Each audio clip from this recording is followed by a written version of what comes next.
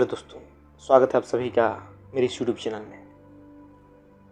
दोस्तों, आज हम बात करेंगे कि आखिर जो इंसान है, जो लोग हैं, वो आखिर सुख के पीछे क्यों भागते हैं।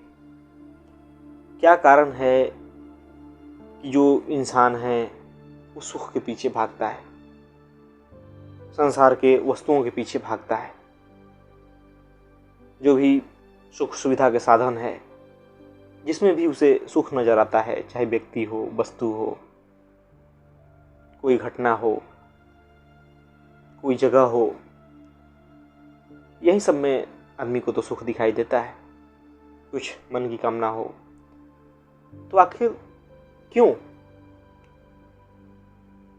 तो अगर कोई गहराई से विचार करे, गहराई से देखे, और जिन्होंने देखा उन्होंने साफ कहा कि जो भी आपके सुख के पीछे भागने की इच्छा है वो आपके भीतर से उठ रही, वो दिखा रही है कि आप पहले कितना दुखी हैं। अगर आप भीतर से दुखी ना हो तो आप सुख के पीछे भाग ही नहीं सकते। अगर किसी चीज की कामना ना हो भीतर से, अगर आपके भीतर प्यास ही ना हो तो आप पानी के पीछे क्यों जाएंगे? मेरी प्यास बुझी हुई है, मैं पानी के पीछे क्यों जाऊंगा? मैं भीतर से आनंदित हूं तो मैं दुनिया के पीछे क्यों जाऊंगा? वस्तुएं क्यों लाना चाहूंगा सुख प्राप्त करने के लिए, आनंदित होने के लिए? तो जो भी व्यक्ति सुख के पीछे भाग रहा है तो कहीं ना कहीं उससे पता चल रहा है कि वो भीतर से कितना दुखी है, वो कितना में संतुष्ट हो रहा है। अब इसे समझने के लिए उदाहरण लेते हैं। मान लीजिए कि आपको कोई फेवरेट खाना है, आपको कोई चीज़ खाना अच्छा लगता है कि भाई मैं तो ये बहुत पसंद है, चाहे रसगुल्ले हो, समोसे हो, कुछ और फास्ट फूड हो। आपके भीतर उसे खाने की बड़ी तीव्र इच्छा है और उसे बहुत पसंद है, आप बहुत अच्छा लगता है खाना, तो आपको वो चीज़ें दे दिया जाता है, चलिए खा लीजिए। आपका पेट भर गया। कहा जाएगा कि नहीं, थोड़ा और खा लीजिए, तो हो सकता है कि थोड़ा और खा लेंगे। अब तो आपका पेट भर गया, अब आपको और दिया जाएगा कि चलिए और खाइए। अब कितना खा पाएंगे आप? नहीं खाएंगे ना। आपके लिए वो सबसे फेवरेट खाना है, लेकिन आप नहीं खा रहे। क्यों नहीं खा रहे? आपको प्रतिदिन वही चीज खिलाया जाए 1 महीने तक लगातार, महीना दिन तो ज्यादा हो गया, 1 हफ्ते तक आप उससे उब जाएंगे। आपका फिर वो फेवरेट खाना नहीं रहेगा।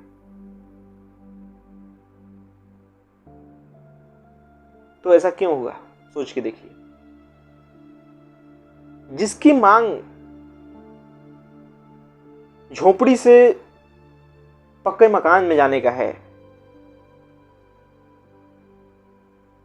उसकी इच्छा में, उसकी सुख में, उसका सुख, जो झोपड़ी में रह रहा है उसका सुख कहाँ है? एक पक्का मकान हो, छत हो। लेकिन जो छत वाला व्यक्ति है उसकी मांग कुछ और है, उसका सुख कहीं और नजर आता है। जब पक्के मकान में सुख होता तो हर व्यक्ति के लिए उसमें सुख होना चाहिए था, लेकिन नहीं है। जो पहले से उसमें रह रहा है उसके लिए उससे बड़ा घर चाहिए, महल जैसा चाहिए। जो वैसे घर में रह रहा है उसके लिए अब विदेशों में जगह चाहिए, वो दुबई में जाकर बसना चाहता है। तो सोच के देखिए कि क्या पक्के घर में, बड़े घर में सुख है? सुख उसमें नहीं है, सुख वस्तु में नहीं है। सुख हमारी भीतर की स्थिति में है कि हम कैसे हैं, उसी से डिफाइन होगा कि हम कहां सुखी होते हैं। जो व्यक्ति फुटपाथ पे है उसके लिए झोपड़ी सुखदायक है। जो व्यक्ति झोपड़ी में जो झोपड़ी में रह रहा है उसके लिए पक्का मकान, छत वाला मकान सुखदायक है। जो छत वाला में रह रहा है उसके लिए बड़ा घर सुखदायक है और वहीं जो बड़े घर में रहे उसके लिए विदेशों में शिफ्ट होना सुखदायक है। तो आपने देखा कि किस प्रकार सुख बाहर नहीं, वस्तुओं में नहीं, बल्कि हमारे भीतर की स्थिति को बता रही है कि हम कितना दुखी हैं।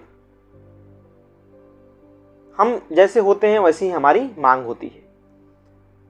मान लीजिए कि कोई भोजन पसंद है, जैसा कि मैंने पहले बताया, अगर पेट भरा हुआ है तो आपके लिए वो कोई मायने नहीं रखता। भूखे के लिए ही सुख भोजन में है। जिसका पेट भरा हुआ उसके लिए जीभ का स्वाद बदल जाता है। उसको सिर्फ पेट भरने से मतलब नहीं होता, बल्कि उसका सुख कहीं स्वादिष्ट खाने में नजर आने लगता है, और वो भी बार बार खिलाया जाए तो उससे वो उब जाएगा। तो ये जो जितने सांसारिक सुख हैं, चाहे किसी व्यक्ति में आपको सुख नजर आ रहा है, किसी के शरीर से आप आकर्षित हैं, लेकिन जो उसके साथ रह रहा है उसे उसमें कोई सुख नजर नहीं आता। आपके लिए होगा कोई आकर्षित, आपके लिए होगा किसी से मिलना बहुत जरूरी, लेकिन जो उसके साथ है, जहां वो है, वहां जो आसपास लोग हैं, उसके लिए वो आम बात है। ऐसा इसीलिए होता है क्योंकि हम भीतर से प्यासे हैं, हम भीतर से दुखी हैं। हमारी ये कमी को दर्शा रही कि हमारी प्यास कितनी है। अब दोस्तों, जब बात अपने भीतर की है, जब प्यास की है, तो ये दुनिया में जितने भी आप सुख के पीछे भाग रहे हैं, क्या उसका कोई मूल्य रह गया? ये तो साफ साफ दिखा रहा है कि आप कितने से दुखी हैं, इसलिए आप सुख के पीछे भाग रहे हैं। सुख बाहर वस्तुओं में नहीं है, बल्कि दुख आपके भीतर है, इसलिए उधर भाग रहे हैं।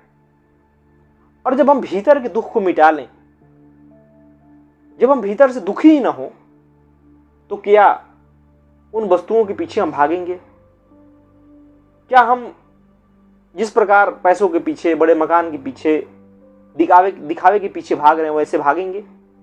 बिल्कुल नहीं भागेंगे।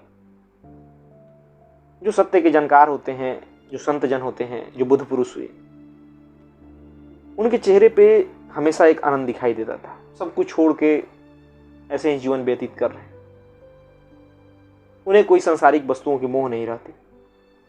मिल गया तो भी ठीक, नहीं मिला तो भी ठीक।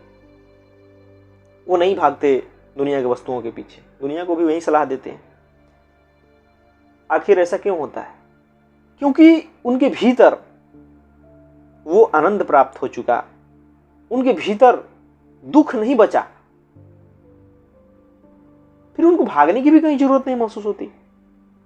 फिर उन्हें संसार की वस्तुओं में सुख दिखाई ही नहीं देता। भीतर प्यास रहेगी तभी तो हम बाहर भागेंगे। अब जब भीतर प्यास ही नहीं है, प्यास बुझ चुकी, तो फिर क्यों भागना इतने? और दोस्तों, ये मानव की बेचैनी का, परेशानी का, ये दुख का, डिप्रेशन का कारण कहीं ना कहीं यही है कि वो है भीतर से दुखी। चाहे गलत समझ के कारण, अज्ञानता के कारण, बेहोशी के कारण, लेकिन वो देख रहा है बाहर दुनिया में सुख। उसके लिए जीतोड़ मेहनत करता है, पैसे कमाता है, उन वस्तुओं को घर में लाता है, फिर वो वस्तुएं समस्या देने लगती है। लेकिन इस प्रकार वो कभी देख ही नहीं पाता कि वो मेरे भीतर का दुख का परिक्षेपण है जो बाहर मैं खोज रहा हूं, और वो बाहर से कभी प्यास बुझेगी नहीं। जैसे कि हम अपनी प्यास बुझाने के लिए, पानी की प्यास हो तो हम जाके समुद्र का पानी पिएं, तो जब वो समुद्र का पानी पिएंगे तो हमारी प्यास और बढ़ जाएगी। और आदमी यही कर रहा है। उसके भीतर दुख है तो वो मिटाना चाहता है सुख से, बाहर की चीजों से, जबकि ऐसा कभी संभव नहीं है। ये मांग सुख की ओर बढ़ती जाती है, बढ़ती जाती है, और आदमी जीवन भर भागता रहता है। अपना ये जो कीमती जीवन है वो गंवा देता है, दुखी रहते हुए, भागते हुए, परेशानी में, दुख में, द्वंद्व में, डिप्रेशन में। आदमी चेहरा दुखी बनाए घूम रहा है, लग रहा है कितना बड़ा पहाड़ टूटा हुआ है उस पर,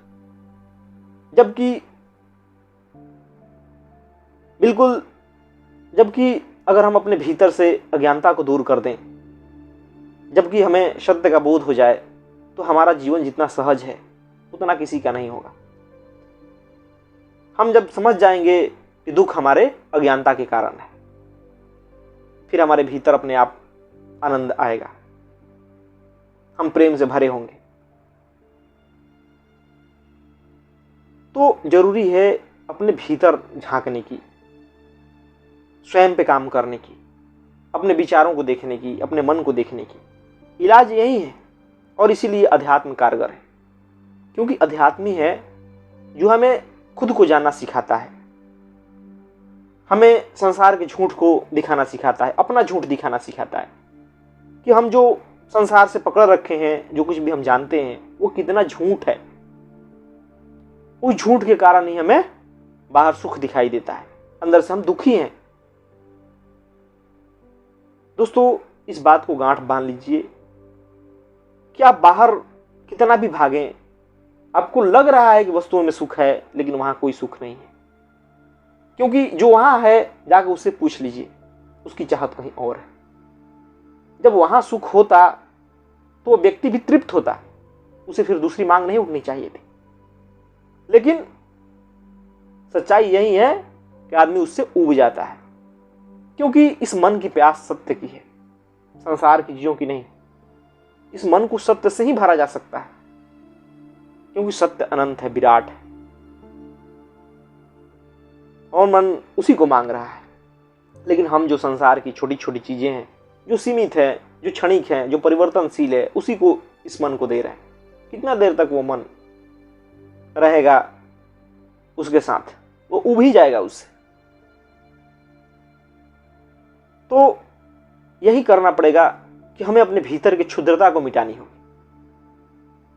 हम जो भीतर से क्षुद्र हैं, जो छोटे हैं, उसको मिटाइए, आप अपने आप विराट हो जाएंगे, विराट में स्थित हो जाएंगे।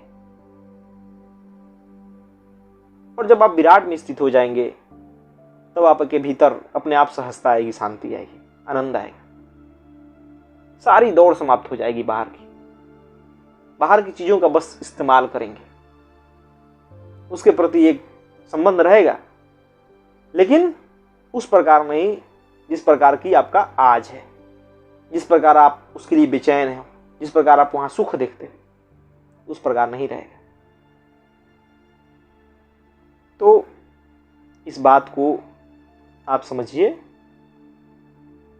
कि जो आपके सुख के पीछे भागने की वृत्ति है, जो जितना दुखी है वो उतना सुख चाहता है, ये आपके भीतर की स्थिति को बता रहा है।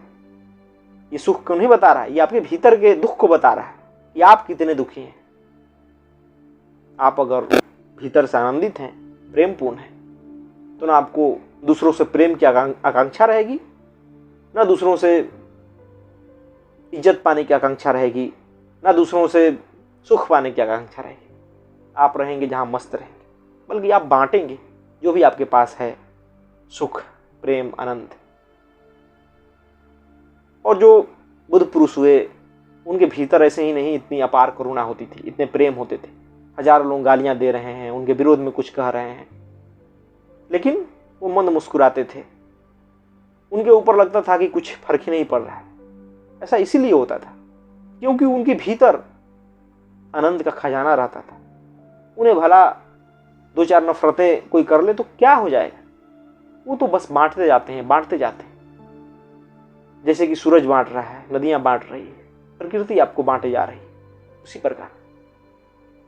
और ये आदमी का स्वभाव है, वो पहले से ही सम्राट है, लेकिन वो अज्ञानतावश अपने आप को गरीब, कंगाल मानता है। उसके पास अथाह है, असीमित है, बस वो जानता नहीं उस असीम को। तो जानिए, एक ही जीवन है, क्यों इस प्रकार मांगते मांगते मरना, क्यों इस प्रकार बेचैनी में मरना। चेहरे पर सम्राट का भाव लेके जिए। धन्यवाद।